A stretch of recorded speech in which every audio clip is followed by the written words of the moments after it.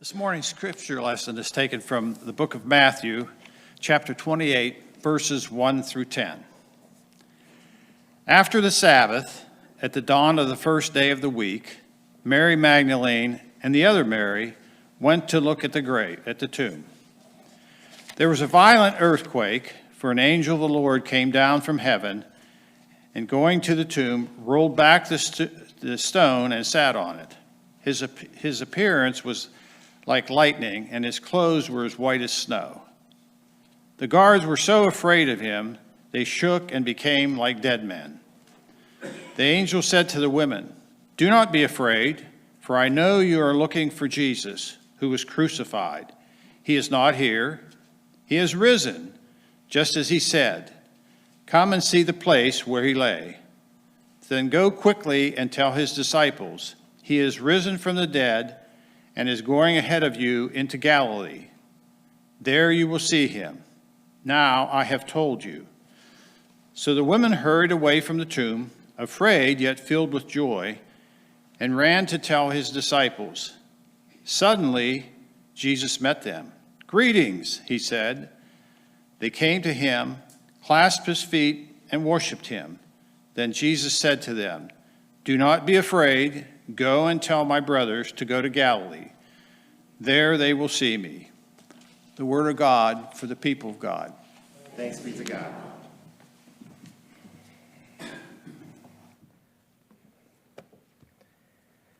Good morning, church. And to those joining us online and watching this later, good morning to you as well as we celebrate this glorious day, this wonderful Easter in 2025. Well, I want to share with you before we start, today's sermon is going to be maybe the most unique Easter sermon you've ever heard, but stay with me because it involves Easter quite a bit. But let us pray together. Lord, may the words of my mouth and the meditation of all of our hearts be pleasing in your sight, O Lord, our rock and our Redeemer. Amen.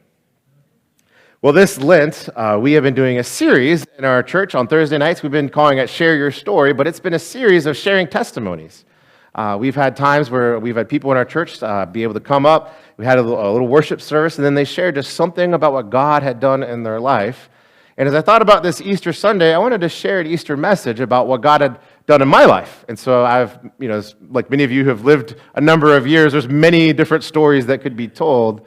But I picked this one specifically because I think it really captures the heart of today. I do want to share with you, it's an emotional story for me, and it will be for my family as well. But we share it in faith here today, and we love you all. And I want to just remind you, the gospel story first, of course, is that we celebrate the risen day today, but of course there were some events that took place before an empty tomb, right? Jesus had to be betrayed. Jesus had to be arrested. Jesus had to be on trial. Jesus had to be scourged. Jesus had to be crucified. Jesus had to die. And then Jesus had to sit in a grave, and his disciples were scared to death, right? His followers had basically dispersed. A few of them did make it. A few of the women, at least, made it to the cross, we see. Eventually, the disciple John made it there because Jesus spoke to him at some point. But basically, they are scared to death. They're known followers of Jesus, and now Jesus has been crushed. And the mighty empire of Rome, the worldly powers of this world have won again, stamping out any hope, any light, and darkness has reigned. And remember, it was the Sabbath, right before the Sabbath, that Jesus died. And so remember what happens on the Sabbath, you're not allowed to do any work. And so I don't know if you've ever sat and just when something terrible happens in your life, you've had that day after, right, where you can't do anything, right? And the disciples themselves literally could not even distract themselves with anything. They had to sit and wait and rest. And I just put myself in their shoes, and I have to think in myself when they reflected that death had won. The Jewish leaders and all the Jewish part would stay the same. Nothing had changed. The enemies of the world had won once again. The world was just going to go back to normal, but not for Jesus' followers, right? From then on, they would be known as the Jesus followers, and they would be mocked at, laughed at, kicked out of town. They were going to walk with a limp, right? The rest of their life. And in that day, they must have had despair, not only because seeing Jesus and what happened to him, but they must have had despair in their own life and wondering if that hurt would ever go away. I want to pause there. I want to take you back to Kelly and I and our story. Kelly and I were married in 2010. There's a lot more story before that, but we'll just tell them to right there, right? We were married in 2010. We've got a 15-year anniversary coming up here soon, yeah. And just like many couples, we were working hard and, wanted to have a family and all those type of things. And a couple years in, just hadn't had a family yet. In 2013, all of a sudden there was a day, and I remember it so vividly, where Kelly shared with me the excitement that we were pregnant, right? Well, I should say we, but she was pregnant, right? And that we were going to have a child. And we had wanted a family so bad. We had been waiting for a time. And of course, you've been married a couple years, people start asking you, so, when are the kids coming? When are the kids, and you just hear it from people all the time, like, when are you going to have kids? And so we had, of course, started trying and wanting to have kids. And we were living, this is when we lived in Burlington, Kentucky. And Kelly told me, and it was a joyous moment. And I remember we were sitting there, we were talking about, how should we tell our family? How should we tell our family? And so we got together, we planned this whole elaborate Easter thing, because Easter was a number of weeks away, and we decided that we'd do this Easter egg reveal to the family. Now, this is too early to know genders and stuff like that, but we just wanted to say hey to Kelly's family. They were coming in for Easter to come worship with us and have an Easter weekend. And we thought, this is going to be one of the best weekends of our life, right? Kelly's family's going to come in, they're going to reveal the egg, they're going to find out they're going to be grandparents and an uncle, and we have the dogs are always there running crazy at the time. We had some dogs at the time, and it was just going to be one of those picture-perfect Easter weekends with the family where you look back and think how blessed you were. We were so excited that we went out and we wanted to buy the first toy of the baby, right? So we went out and we bought a little dog named Oliver, a little stuffed Oliver. You can still see him at our house. And we didn't name him Oliver. That was just the name of the dog. It came with a name kind of thing, as we adopted it. And so we had little dog Oliver ready to go for the little one day when those dreams would come true. Well, the family came in, and it was the day before Easter. We were all set that night to do the whole egg thing and the reveal. And all of a sudden, Kelly's body started sharing some things with her that things weren't okay. We expected happy tears that day, but we got something much different that Easter. That night, we had to share with Kelly's family. We said, hey, here's the eggs. We had a plan for this, but Kelly's pregnant, but there's some issues. We need to go to the hospital. And so we went to the hospital, and you know how it is when you go to the ER.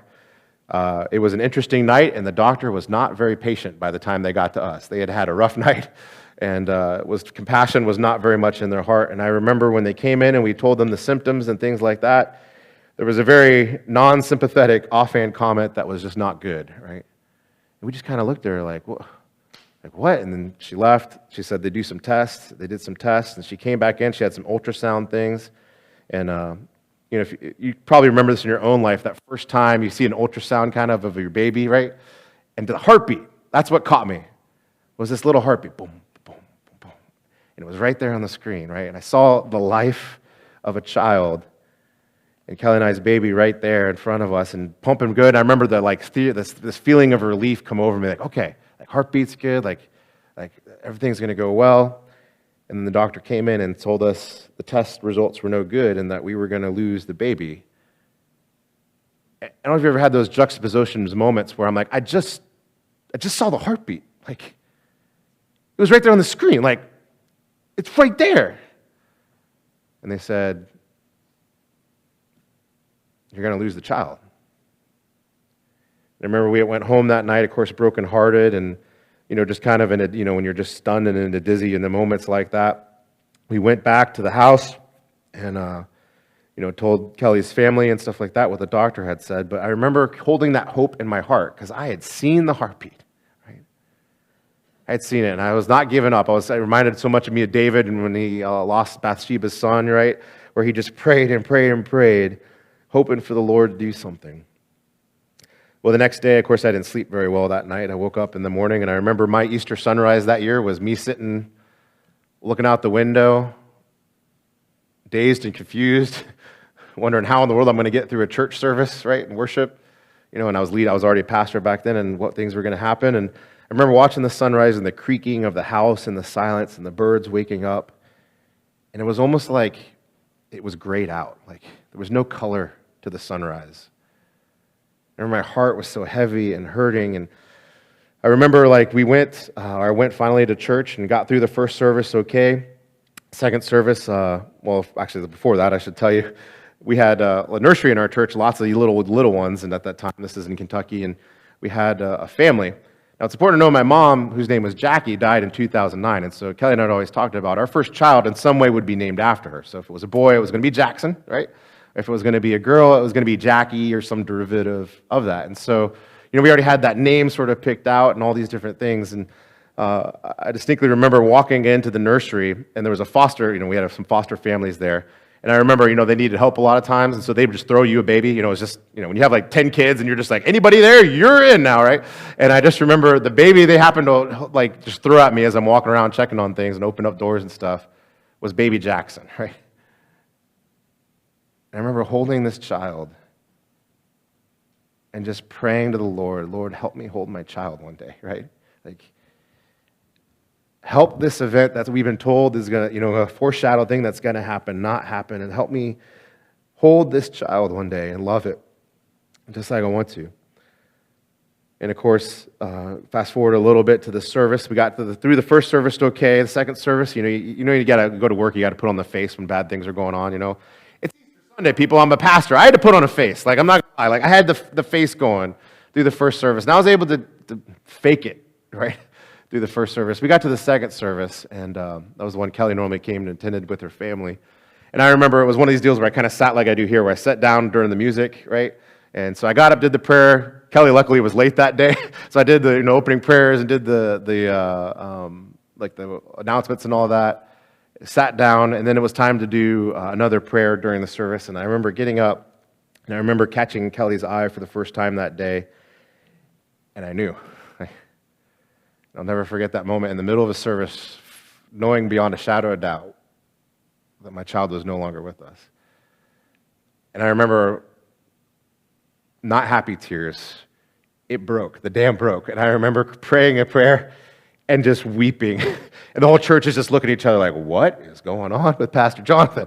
And I wept. And I remember we made it, I sat down, and my senior pastor looked at me and goes, I got this. I don't know what's going on, but you sit there, right? Because he didn't know what happened. And so we get through the service, and I'll never forget that morning of walking back to my office after the service, and one of the music directors, knew what was not was going on, but he had figured it out during the service. He just came up. He had the same thing happen in his life. And I remember he hugged me and embraced me, and he said no words other than just, I love you, brother. And he just held me, and we just wept and wept. And the day we celebrate life was the day where death conquered, right? It was March 31st of 2013, Easter Sunday. Now, the unfortunate thing with that is that means every year March 31st rolls around, but it also means Easter changes. So Easter Sunday would come around, and so it was like almost twice a year you'd feel that same day. Whenever you lose a loved one, that day is not special, but it's the day where, whether you remember it or not, it's going to make you feel it right in your bones. And I just remember walking with a limp after that, right? Didn't lose my faith, nothing like that. But I remember just there was a hurt in my life that I walked with. I remember shortly after that, going through services and, trying to go through, and we, of course, trying to have kids and had, we didn't have anything quite as heartbreaking, but we just had kind of moments after moments where it didn't come true, right? And, of course, I've told you the story once before, how we went to Mexico, and we're in Mexico, and they came up to us. We were on a mission trip, and some of the people came up to us, and the pastor did, and some of the ladies, they said, do you want to have children? And we were like, yes. And then some crazy Mexican people got on their knees on my wife's tummy and started praying. And it was the weirdest thing in the middle of a church service. We don't do it here in America, but they do it in Mexico. And they prayed for my wife, right? And lo and behold, after that, in 2017, Jackson and Kinsley were born to us, and we got double duty, right? Where we were surprised with twins instead of just one. And so much of our heart was healed in that moment, the idea of wanting to be parents and stuff like that. But of course, you always miss the child that was, right? There's always that moment of your heart where even though God's filled it up in so many different ways, there's a piece of your heart that would forever be broken. And I remember every March 31st, every Easter service, although there was great life, there was great death in my heart as well. There was always that piece that ached. I walked with a limp. I want to go back to our Easter story here today where the disciples were. So I was stuck on the Sabbath with the disciples, so to speak. Every Easter would come around. Go back to our story here today where Matthew, of course, Mary and the other Mary show up. They come, they see the angel, right? And the angel speaks these words. And I love the fact that Jesus shows up just to prove it, right? Because I know if the angel had just spoken, they would have walked off and they would have said, was that true? The guy died though. Like there's no, but Jesus shows up, right? And just this image of them, and this is going to become important here in a minute, but the image of the ladies, they bow down when they see him, and they clasp his feet, and they worship him, it says in the gospel here today. He tells them, don't be afraid, go get my brothers and come to Galilee, right? And they go and they get, and all the things that we read happen as well. But Jesus rose, and of course we know the rest of the story where the disciples' Sabbath turned into great Sabbaths after that, right? Where the Lord lifted them up, showed them, explained the scriptures. They saw the risen Lord, and they went out and died for what they saw, eventually to be martyrs because of the power of God that had been in their life, transformed, that death had been conquered. Well, for me, Jesus showed up one time in an amazing way, and I'm going to tell you this. I'm just going to say it. You can look at me like I have three heads, and that's okay, but I had a visionary experience once, and it was on a walk to Emmaus. So when I went to Groveport, my church before this, this is in 2019 era.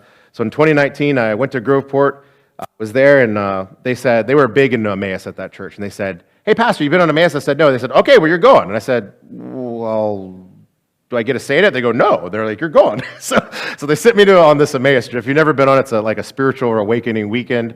You go, and I don't want to say too much, but there's a bunch of things that happen on it that, again, point you to Jesus Christ. And so since my whole church had gone on it, I said, well, I'm not going to fight this, so I'll go ahead and go. So I went on it, and one of the things that and this you can know, but one of the things that happens on it is you don't tell anybody what you do. When you walk in, one of the rules is you have to just go in. You can't say what church you're from, and you can't say what you do as a job. Because the whole idea is it just doesn't matter in that moment. You're there for Jesus, and he's going to do work in all your lives, and all those things. And so no one knew I was a pastor. So I was like, well, I'm going to take advantage of this. Like, I'm always having to lead things and do things. Like, I'm going to sit back and let everybody else do everything, and I'm just going to ride the coaster, right? And so I did. I sat back and I watched the weekend, and it was amazing in some ways. God did amazing things in people's lives. We had out of the 20-something walkers or so, we had 8 people give their life to Christ on one of the nights. And I'm talking grown men weeping, and they I remember distinctly, it was the hilarious thing where we're sitting there and we're just talking about the cross and all the different meanings of it, and I remember these grown men saying, I want to follow Jesus. I believe it. I'm giving my life to him. So we talk about it, pray over that person, and then I just remember the next person, I want to do that too, right? It's there were 8 people in this group of people that just domino effect after domino effect that gave their life to Christ. And I remember just kind of what a blessing it was to go through that weekend, and I thought that was all that God, had for us. Or for me, that weekend, and it was a blessed time. And then we got to one of the final nights, and then we were just off praying. I went off to a pew. It was held in a church, and I went off to a pew in a sanctuary, and I was just praying. And I remember just kind of the thought of thinking about heaven, right? Sometimes you just start thinking about heaven, and I started thinking about who's the first person you meet in heaven, and I always just expect it to be Jesus. And I started imagining, meeting my mother again, right, or meeting my grandparents again, or just anybody else I had lost over the years. My friends that commit suicide, things like that. And I began thinking about the idea of what a blessed thing. And I started imagining what that might look like and feel like, and that weekend kind of helped me know that or think about those things. But I remember distinctly, it was my imagination. So I'm sitting there in the pew and I'm just thinking about this in prayer and spirit, and I'm just imagining these things. And as I'm imagining these things, all of a sudden, like I say, it was a visionary experience. I became acutely aware I was not in control of what I was seeing. That's the best way I can put it. It's almost like I was on a movie rails, and I was just being taken, right? Step back, you're no longer in control, and you're going to come see this. And this image that I had of all greeting all, the people and all the people that I would see suddenly kind of faded to dark, and all of a sudden I was approached by a woman. And I remember thinking, this woman that came up to me, she had long dark hair, just like my mom did. She was young, she was healthy, she was radiant. Her features were such that she had emanating light in her. And I remember knowing exactly who it was. though I never met her before. I knew in my heart this was my daughter that I never even knew. And I remember like weeping in the vision and physically in the pew just weeping, right? And I remember it was that tears of like amazement of God, like, God, you're so good that my child who I never knew, you knew. And that heart of belief, so to speak, was already there, right? It was already at the place of God.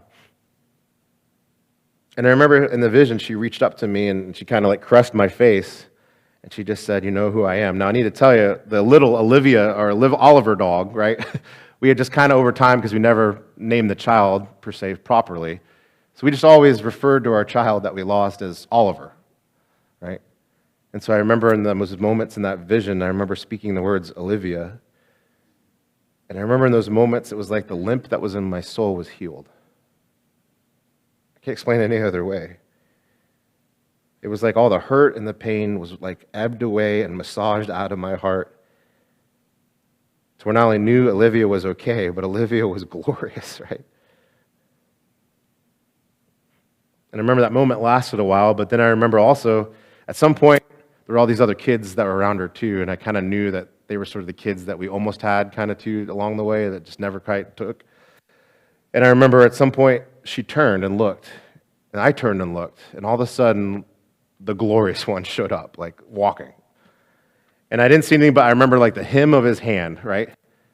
And I just remember I immediately fell down and I grabbed the feet and I started worshiping and giving thanks. And then all of a sudden, poof, like it was just, the vision experience was over and I was like sitting in a pew, right? Now, if you never had anything like that, I know it's like, Pastor, did you just make that up?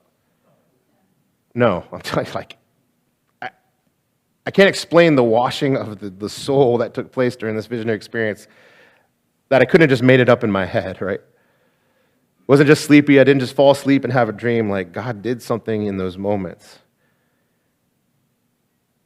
And you know what? Every Easter since then has been different, right? Every day that seemed like a part of life, everlasting life, was preached, but there was always a part of death that won. It didn't win. Right? And I remember that when I was back in my pew, I remember thinking to the world, what a great God, right? That keeps track of even those that we never knew. And that would give us the grace to meet them as maybe the first person we'd ever meet in heaven, right?